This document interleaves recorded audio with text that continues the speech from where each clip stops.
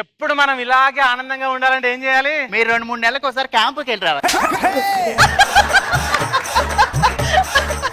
ఏంటి ఏం మాట్లాడుతున్నావు? క్యాంప్ కండి. మీ ఇద్దరిని ఇలా చూస్తుంటే నాకు కన్నులు పండుగగా ఉంది. సర్లేగాని మీకు పెళ్ళి ఇన్నేళ్ళు ఎందుకు కదా, అసలు మీ ఆయన ఇప్పటి వరకు కనిపించలేదేంటి?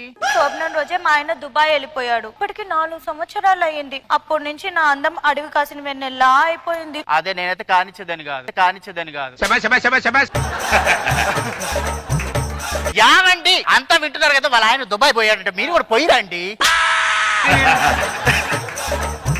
మా ఆయన రేపు వచ్చేయాలి. పద లోపలికి. యావండి దుబాయ్ పద తర్వాత.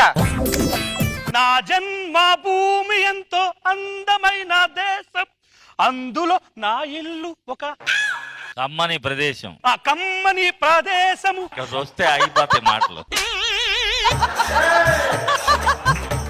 ఏమండి అప్పుడే వచ్చేసారా?